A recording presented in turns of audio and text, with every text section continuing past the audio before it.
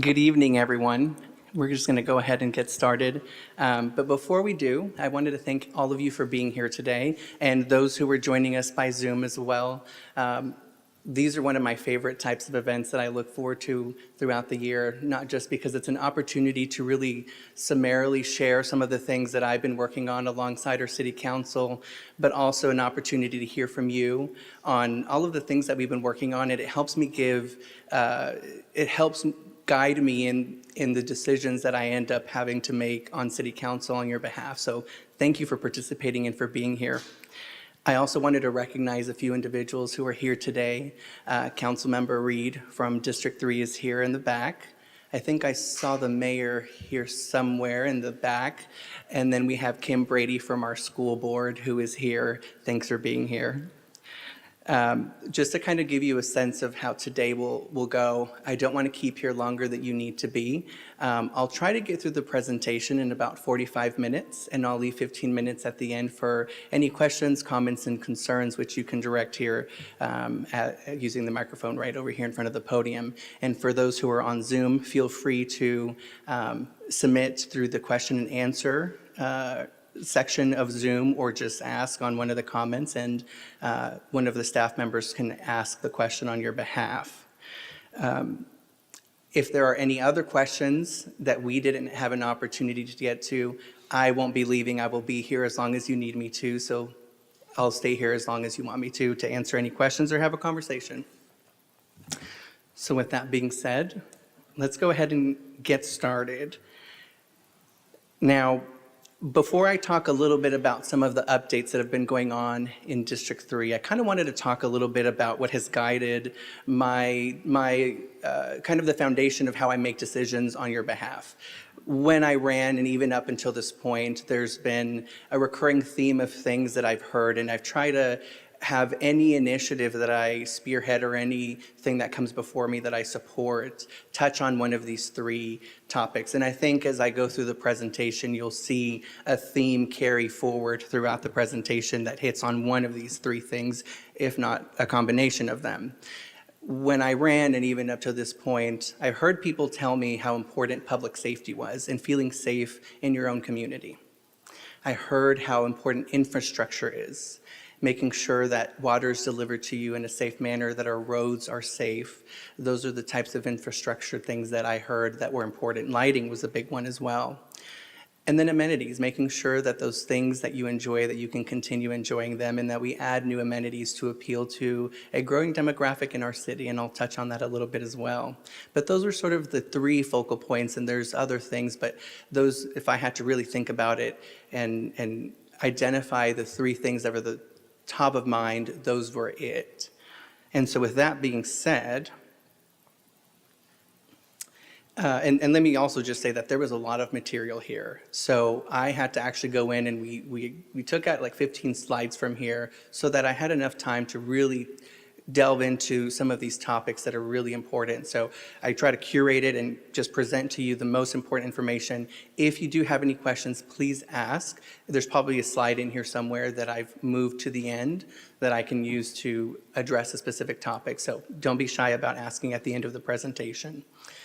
So one of the things that I noticed when I ran, and even a recurring thing that I hear from residents who live on the eastern portion of the district that I represent, is just the lack of investment that they've seen in there. There's not been too many exciting things that have happened in there that people can proudly stand up and say, this is something that the city did for my district. And so as we talk about amenities, this is one of them that I identified as a place that brings unity. I've had many events there myself, and I've attended many events that have been hosted, and occasionally I'll drive through the neighborhoods and I'll see people playing basketball, about 10 or 15 kids, and other people using the playground. So it's a place that's being utilized. And as we arrive at the end of the useful life of this park, we're thinking about what's next. And so one of the things that we've talked about is a splash pad. Is that the best thing for that area? I'm not sure. But what we do know is that the useful life of that specific park is coming to an end. So one of the things that I wanted to do is at the beginning of 2025, we're going to engage the residents in that community similar to what we did in Mercer Crossing when we engaged with them to find out what they wanted for Mercer Park. And we'll do the same type of engagement and we'll find out what it is that you'd like to see in that park. And if it ends up being a splash pad, then that's what it is that we'll end up doing. But we want to get community feedback before we devote significant resources in that. So far, the council has decided to put away $1 million for this initiative. Now, depending on what it is that the residents would like, that will determine whether that's enough funds for that specific project or not. But at the very least, right now, we have $1 million stored away for that particular project. So Mercer Crossing Park, this has been going on for quite some time. I think if you go back to 2022, we had our first engagement back then when we sat down with the residents and said, hey, what is it that you'd like to see? What kind of amenities are important for that community?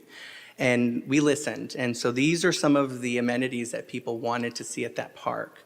It's taken a while just because the developer has taken some time to grade the property. And what people may not know is that we actually don't own that property yet. The plan is when the developer finishes what he has to do on that piece of property, he will deed over the portion of property where Mercer Park will go, and they'll give us also $1 million to help offset some of the costs. So that's just a partnership that we value with that developer, and we appreciate the contribution that they've made to that community. Now that $1 million is not going to cover the entire cost of the park, and so we ended up pulling funds from federal funding that we ended up receiving to cover the remaining costs. And so you will start seeing some movement happening likely early 2025 as we start with phase 1. And that will be sort of a bare bones park just so that it will give the residents something to enjoy. And then phase 2 will begin immediately after that, and we'll start really making it bringing this vision to life. So that's kind of the plan for that one, but the hope is that by late 2025, we'll have phase 1 and phase 2 complete. The Branch Connection is another project I know that is near and dear to many people's hearts. And we want to see it finished just as much as we do. In fact, one of the things I always tell people is you have to put your money where your mouth is. And I think our council has done that. Now, I'll be very honest and transparent with you. This project did go above the initial cost that we expected.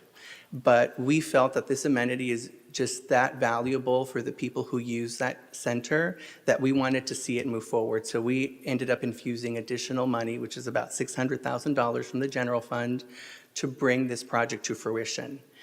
Fingers crossed that in the spring, we'll be able to cut the ribbon and start the operation of that facility, because I know that the seniors who use that facility are really eager to get back into it and start their normal programming of, their first Monday breakfasts and Friday Franks and all of those activities. So bear with us. These are some of the really neat things that are being added in phase 1 and phase 2. So it's coming, just be patient with us, but we're taking our time to make sure it's done right.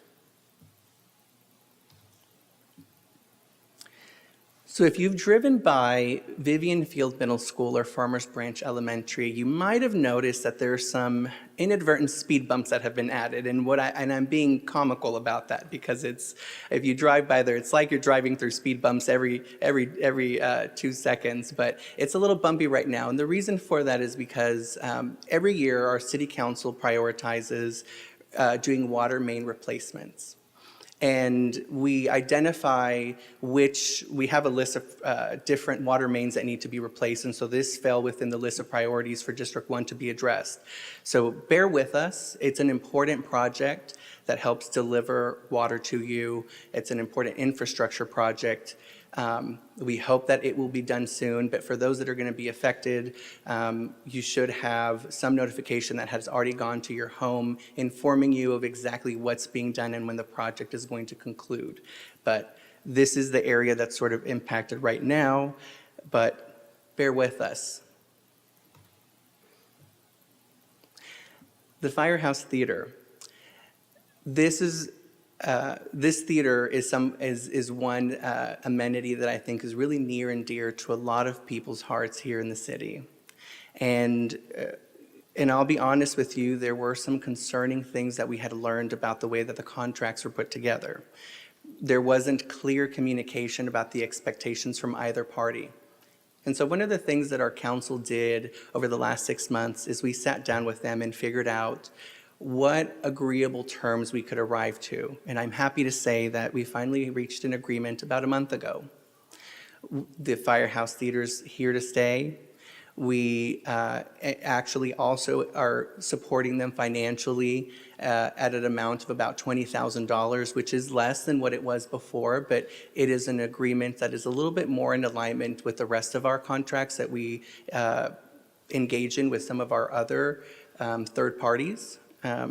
But we felt it was important enough to provide some level of financial support to show and demonstrate that we want you here, we support you, we believe in what you're doing, and we know that you're a valuable amenity to many of the people here. There's a lot of passionate people that love going to the Firehouse Theater, and I know many of our council members are also, they hold a subscription for yearly tickets, so a season pass is what they've got. So if you're interested in seeing their next show, if you haven't been there, I encourage you to go. Here's some information about when their next shows are.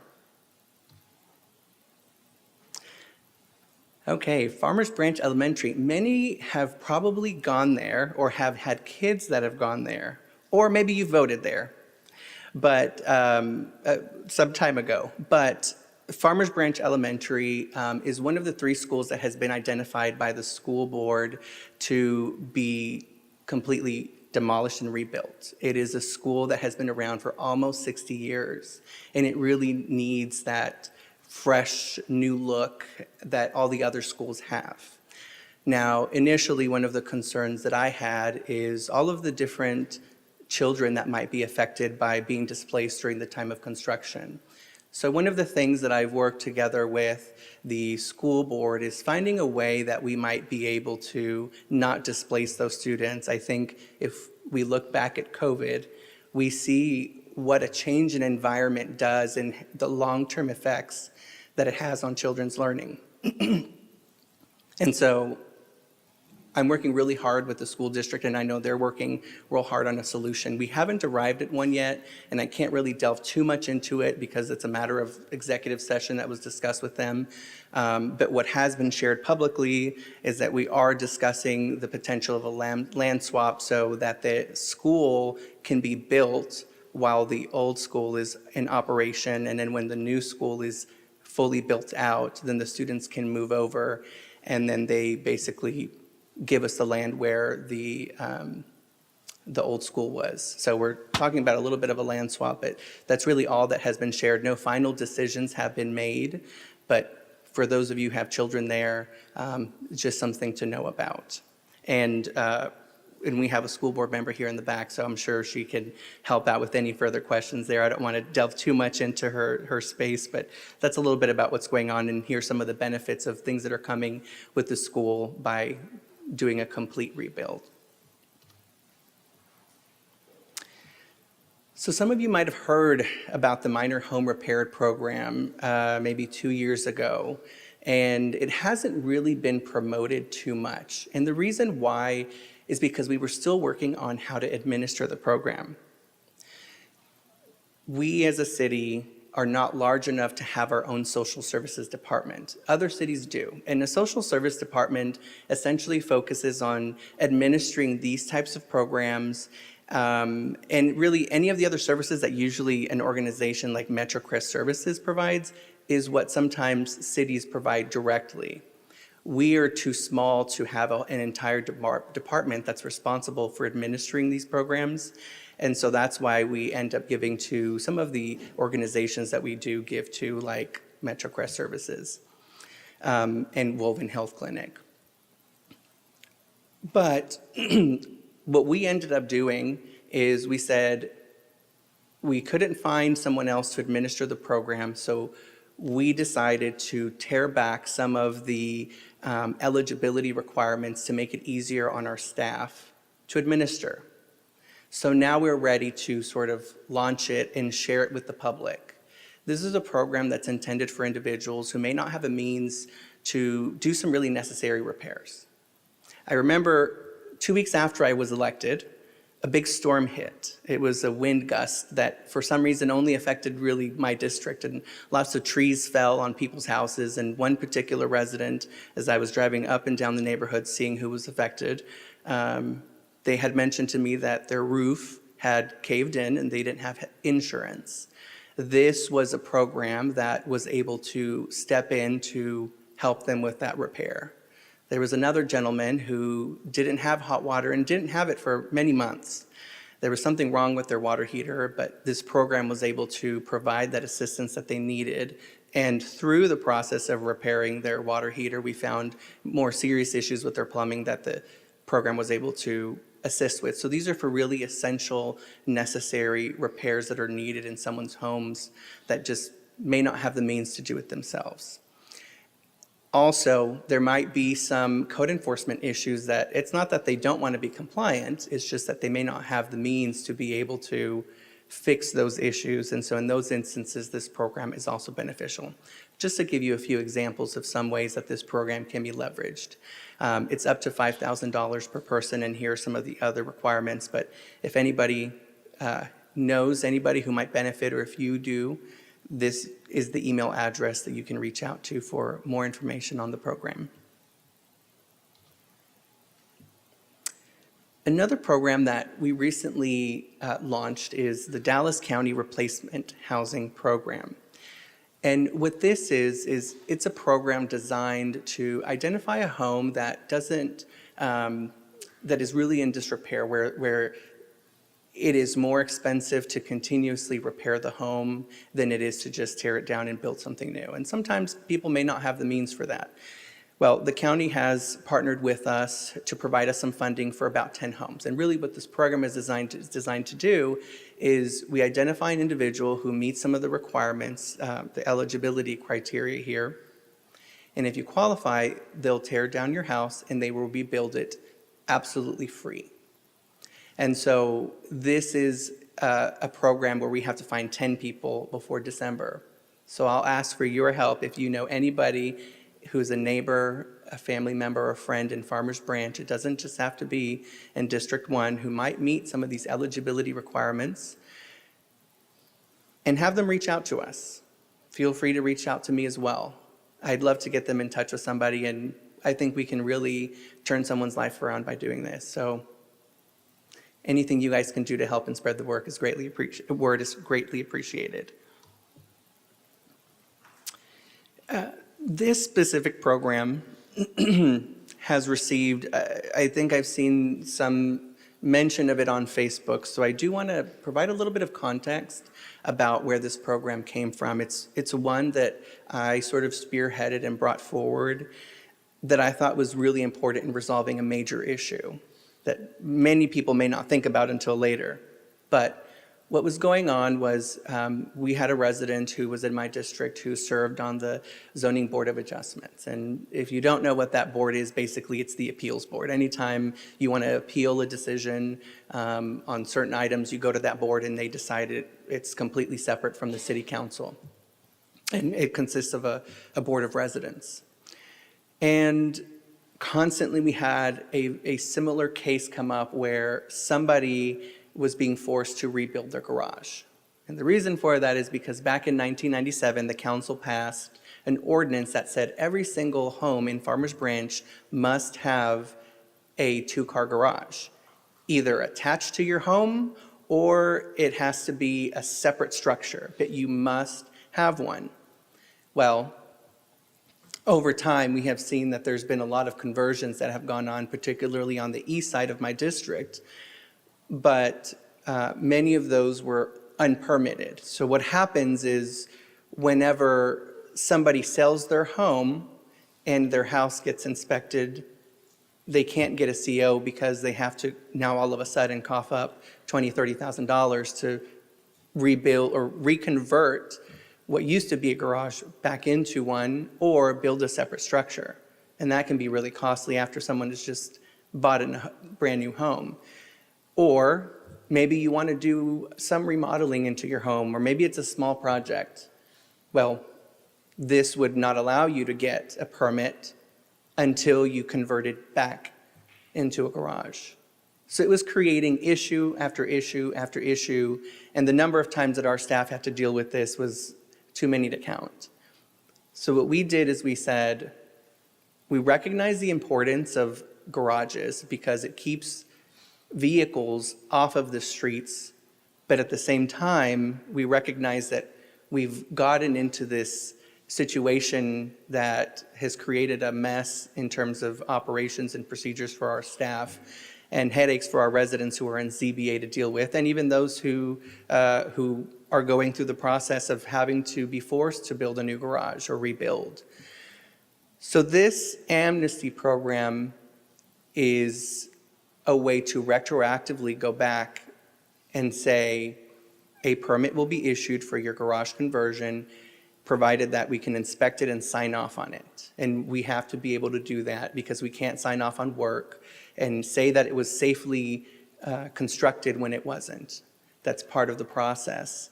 But this, rather than going from the approach of identifying the homes that do look to have an illegal garage conversion and citing them for doing it, because it's technically in violation of one of our ordinances, we're going and we're saying there is a period of time that you have to say, hey, I have a garage that has been illegally converted, and I'd like to now make it legal through this amnesty program.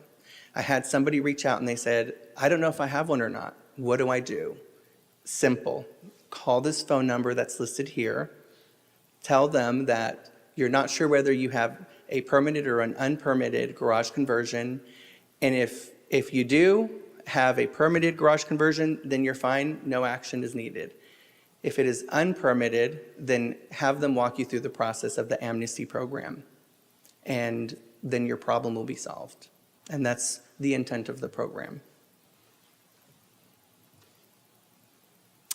Now, I know for those who live on the west side, we have been waiting on this for quite some time.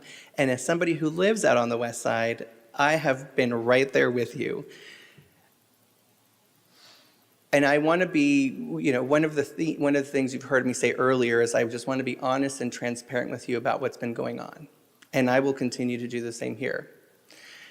We do have somebody new in our economic development team. She's the director, and let me just tell you, she's been a breath of fresh air, and she has hit the ground running.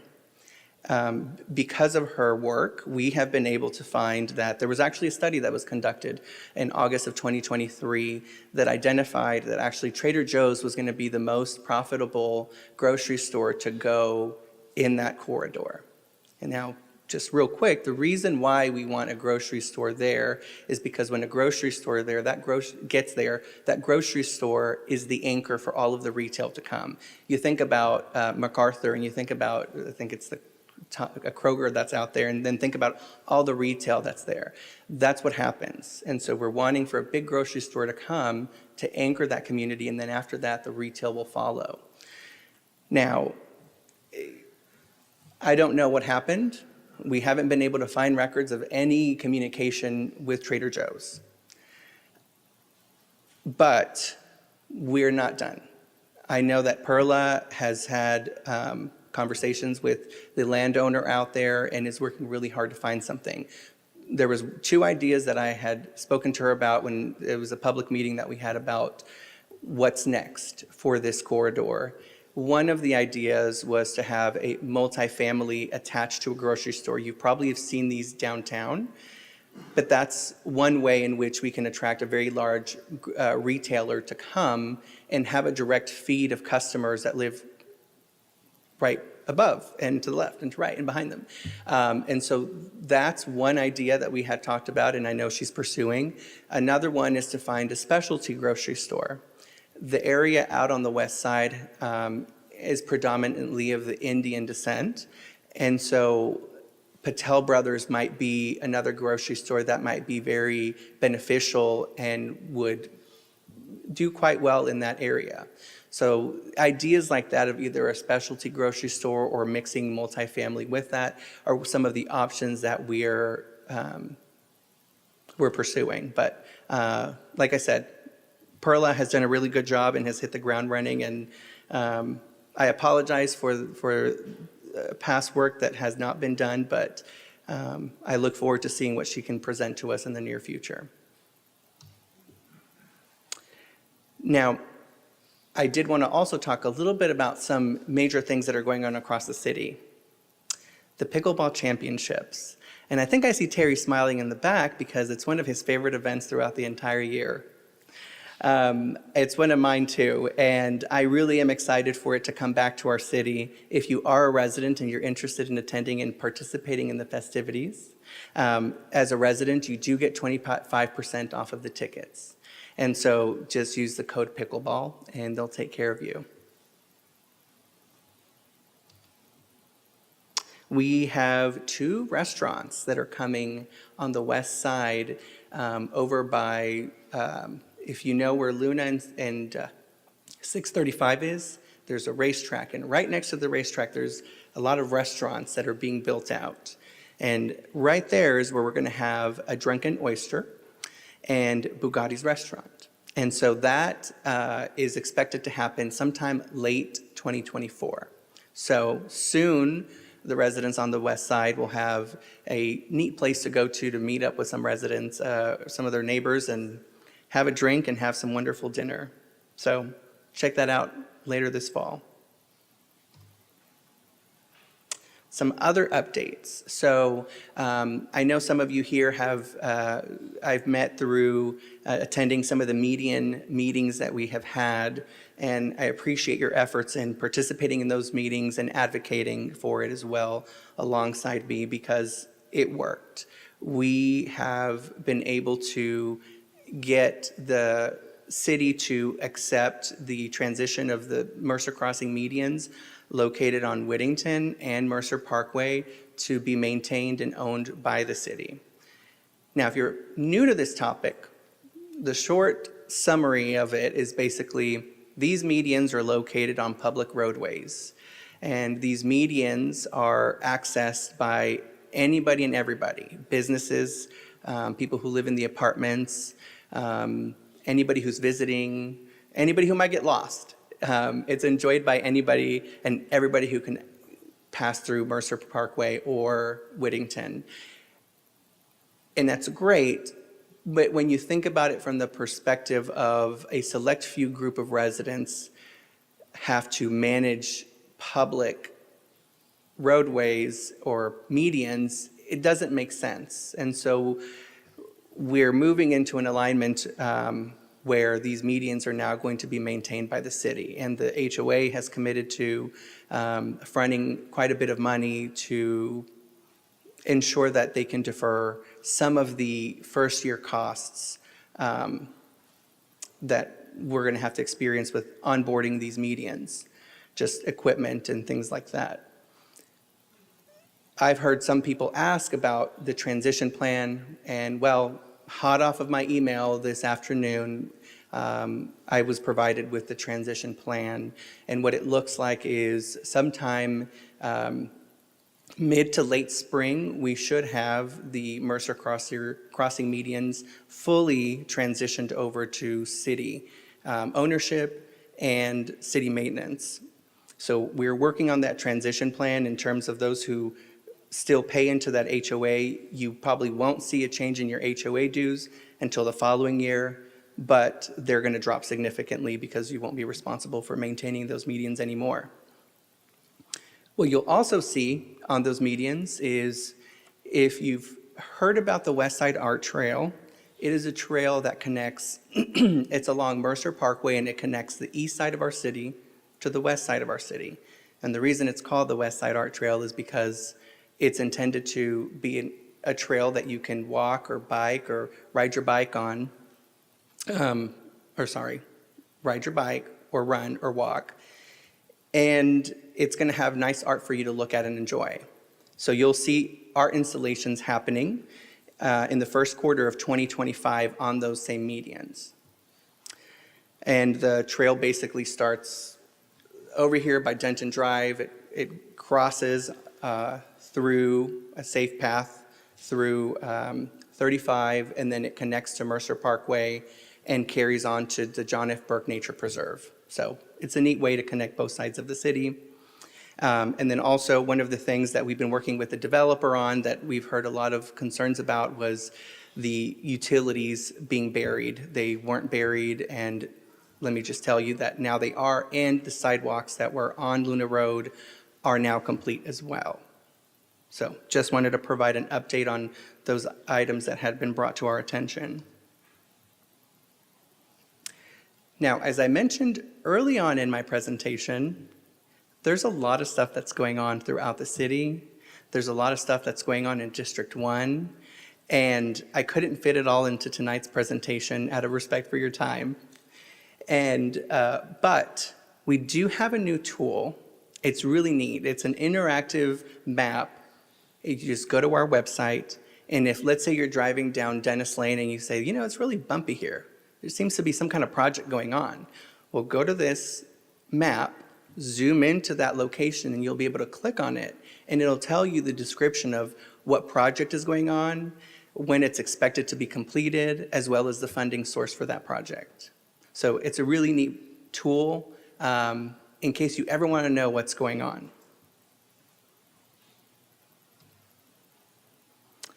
Now, public safety. I mentioned this as one of the three pillars to that I kind of wanted, that I make decisions off of. And so one of the things that I learned when I was talking to all of you, and even to today, is that people drive way too fast in the city sometimes. And we have worked very, very hard with our police department. We have a new chief of police who's been around for 2 years now, I think, almost 3. And he's done an excellent job of making sure that people don't speed in our city. As you can see here, our traffic stops are up 84%.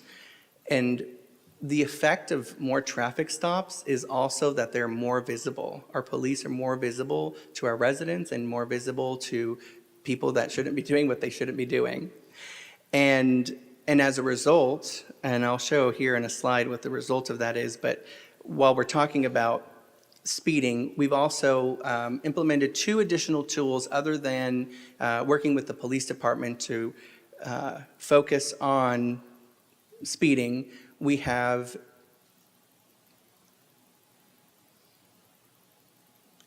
speed radar signs, and we have 2 of those that we move around throughout the city to see if there's any speeding issues. You might have seen one on Ridge Oak Way, you might have seen another one on Valley View Lane, and we continue to move them as we encounter problem areas across the city.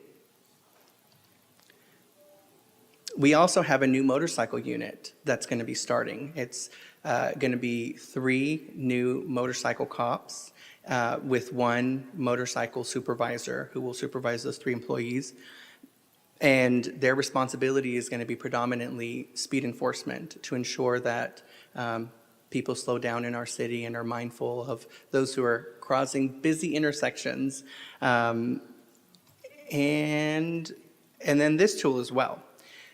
We purchased a software that uses satellites to determine the speed at any given point in time of any street within our city.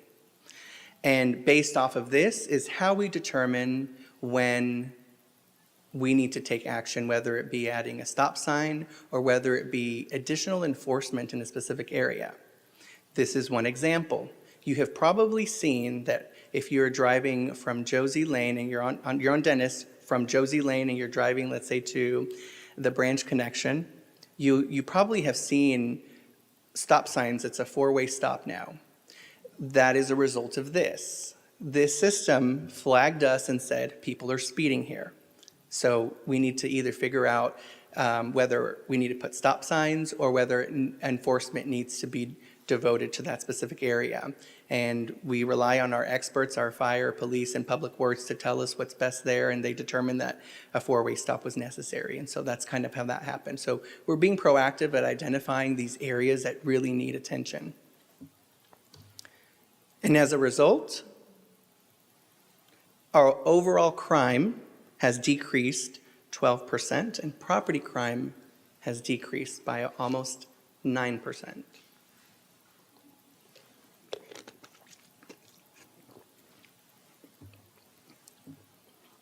So as you can see, we've been making some strides in terms of keeping you safe in your homes and in your community. Now, with that being said, I will open it up to questions. Like I said, I know there's probably some topics that are of interest to you that I may not have had the opportunity to go over. So I will open up the floor, and if anybody has any questions, please come up to the podium and would love to answer them. And if there aren't any questions, then I have some slides that I didn't get to, but I'll open the floor up to anybody. So for the garage conversion, is there a website that you can put in your address and see where it stands as far as was there a permit issued in the past or whatnot? It would be better if our team can research it. Okay. So the number that was listed on the slide, and if you didn't get it. No, I already. Okay, wonderful. I would call that number, and that's going to be the easiest way they can take care of you in about 5 or 10 minutes. Yeah, because on the Dallas CAD website, it says it's a furnished garage or something like that. It's already got the square footage, you know. Maybe that was done a long time ago or something. Yeah, and I'm not sure what the overlap is between what it shows on Dallas County and Farmers Branch, but the important thing is just to make sure that if you do have a garage conversion, that take advantage of this program so that you don't run into any issues, but call that number and they'll take care of you. All right, thank you. Of course, thank you.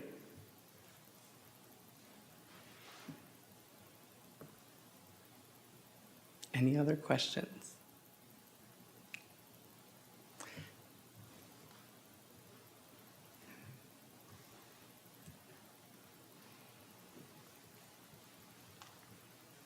My name is Terry Simons. My fiance and I live at 2646 Danny Lane. I served on the North Texas Council of Emergency Government for a number of years. And in the branch crossing, Tomfield Road is under construction and Denton Drive is under construction.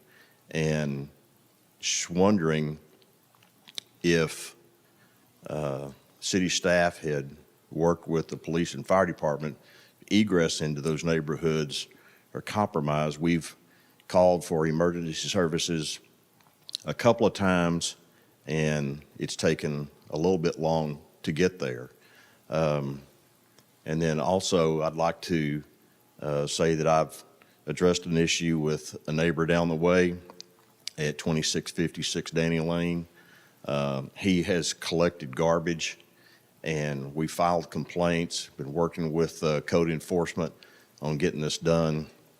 And so it seemed like it's taken a really long time to get some resolve out of that issue. I would like to see code enforcement do a better job in our neighborhood. There's been boats parked on the street for a number of weeks.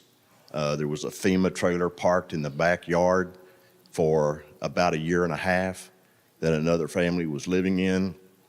And I actually spoke to a code enforcement officer that was driving down the street, expressed some concerns. But I'd like to see a better job of code enforcement done in that neighborhood. Helps property values. Property values helps tax dollars. No, thank you. Thank you for bringing that to our attention. And I'll defer to somebody on the public safety question. But first, while we figure out who might be best to answer that question, let me comment on code enforcement. And I hear you. That was one of the things that actually I had heard when I was going door to door. Surprisingly, there was an overwhelming number of people that had a lot of code enforcement issues. So, and we're working towards being better. And I'm hearing we're not there, and we'll work towards being better. But here's what we've done so far. We have hired, we ended up increasing, well, we hired one more person into the code enforcement team. And I believe we also ended up adding, we had moved a position to another department, and we brought that person back. So there's 2 additional people on code enforcement. One of the other things that we also did is we changed the way that our code enforcement officers are doing their jobs. So previously, they would go out to the field, take their pictures, do their thing, then they'd have to come back, log into their computers, plug everything in, and that's not an issue anymore because they have iPads and they can be mobile, so they can spend more time out in the field keeping an eye on things. The other thing that we've done in code enforcement is we started a rotation cycle. And what that means is we recognize that at some point, code enforcement officers kind of become blind to certain things because they see the same issue all the time or every day. And so what we've done is we've said, we're going to rotate you guys around every few months so that you have a fresh new perspective coming into the district, because there might be some things that this new code enforcement officer is now seeing that the other one didn't. And it's nothing that they were doing wrong, but it's just over time, you just get used to the same thing. And so we're trying to find ways to make sure that everything is being addressed so that you don't have to constantly reach out and say there's an issue here. But in the event that there is an issue, I've heard people say that the FBTX app has worked really well. Is that what you've used? Okay. And I think we have somebody who has an answer on this public safety question that you had brought up.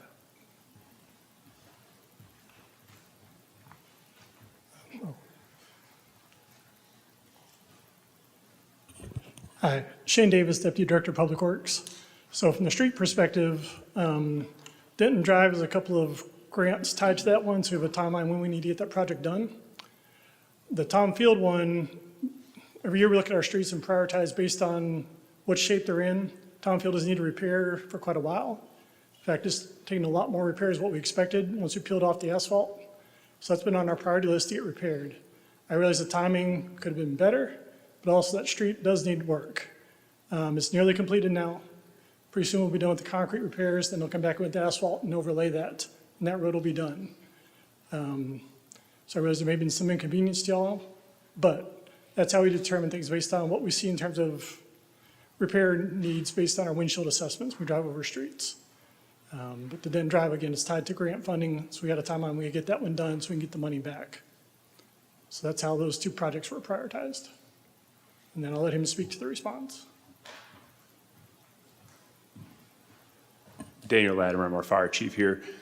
So we do watch our response times. We actually report those every month, and so I haven't seen that. It doesn't mean that you're not experiencing that. So how it works is anytime we have a street closure, Public Works notifies myself and our assistant fire chiefs, and then we push that out to our operations. And so we pride ourselves very much on our response times, but what I can do is after this, I can get your address again off Danny, and we can dive into that and just see if there's a delayed response time to that address and see. But we get updates every time there's an update, and then we reroute ourselves there. But I can get with you after this. Thanks for that. And I was actually going to suggest that we can look into that specific issue and ensure that that's addressed. Any other questions? Okay.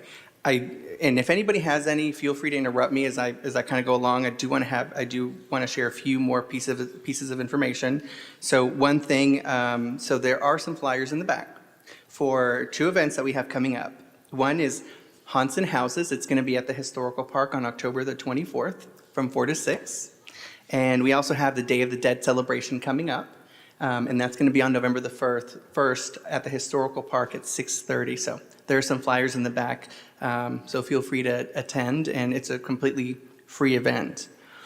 There were some slides here that I wanted to make sure that we covered. Okay. Some exciting things that are coming. You probably have seen some construction going on right behind the Starbucks and the Chipotle. or near there, I guess not behind. But what's coming is a pickleball concept. If you are familiar with Chicken and Pickle, it's essentially the same thing that's going on there. And so hopefully they're planning to open fall of 2024. But it'll be very similar. It's a restaurant concept, and they're going to have indoor and outdoor courts for people to play pickleball. So if you're a pickleball fanatic, check them out this fall. The next one is Senor Oink. It's a funny name, but they're going to be located right next to, I believe it's the Starwood Cafe is where they're going to be located, just over here in the shops at Mustang Station. Their hope is that they're going to open sometime in 2025, and experience has taught me that the first quarter of 2025 is an ambitious goal, so look for them maybe sometime in the middle of the year in 2025. But they're a Mexican restaurant, and so feel free to check them out if you're a fan of Mexican cuisine. Kraken Paddle Club. So this is also a new business that's coming here in Farmers Branch. And if you're not familiar with the location, it is sort of across the street. It's the old grocery store that's across the street from R.L. Turner. That area has finally been purchased. It's been redone. Someone is now leasing that space, and they've turned it into paddleball. I'm not too familiar with that sport, or honestly really any other sport, but apparently paddle is a mix between tennis and squash. So something new and unique that they're trying out, so go and check it out.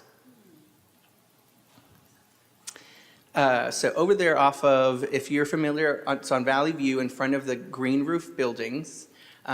There has always been this enormous piece of land that has just sort of sat there unoccupied for a real long time. It's an old landfill site, and only really certain things can be built on landfill sites.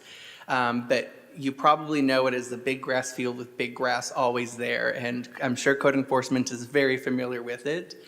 But a warehouse is coming there, and when they came before council, know that we did pay really close attention to it to make sure that it sort of blended in with the rest of the neighborhood, because we didn't want just any sort of warehouse that was going to have 14, 16 wheelers and storage in front of a really nice and new neighborhood. So I think it'll be something that's going to be pleasing to the eye, that the residents will be really pleased with. So look for that to come at some point. They don't have an expected date, but know that there's already a project that is intended to go in that specific piece of land.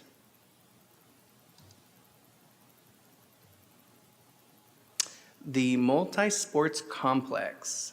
So if you have driven on the service road of 35, just literally down the road from here, you've seen lots of construction. Other than the road construction, there's construction going on that looks like it's going to be a huge, huge complex.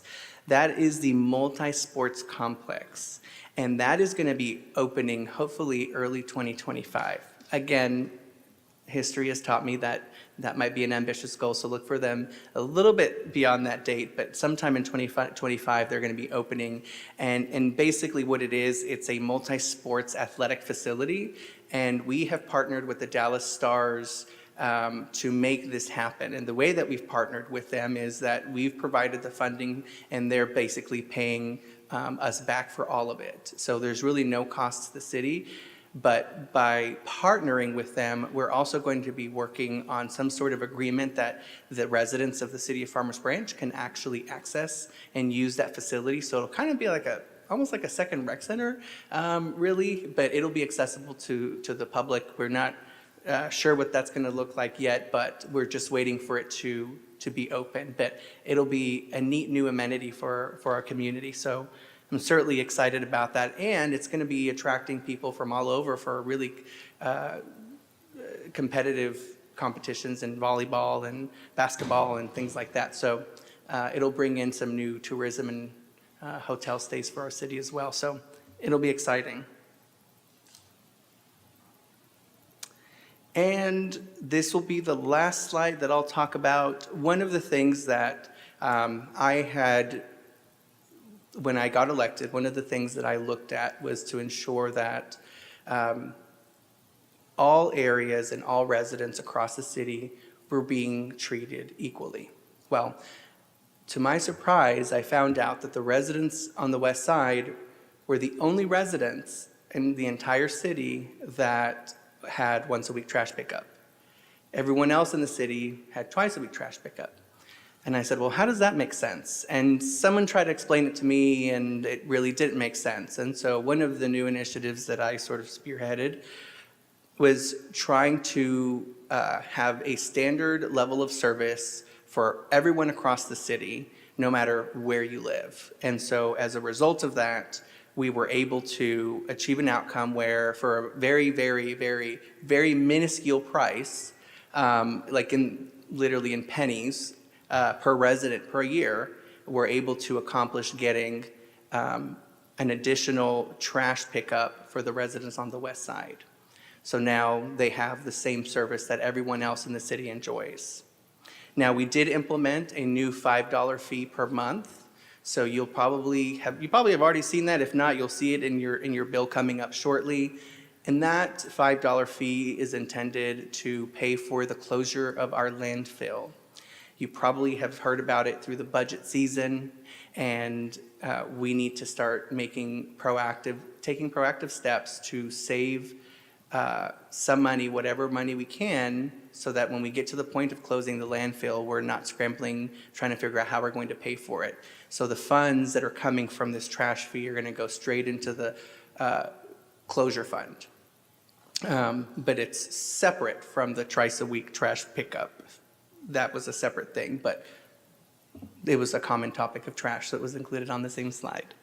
So any questions, anything else that I can answer? Like I said, I'll stay after in case anybody would like to visit and chat a little bit. I'm happy to do that. But any other questions or anything else I can shed light on?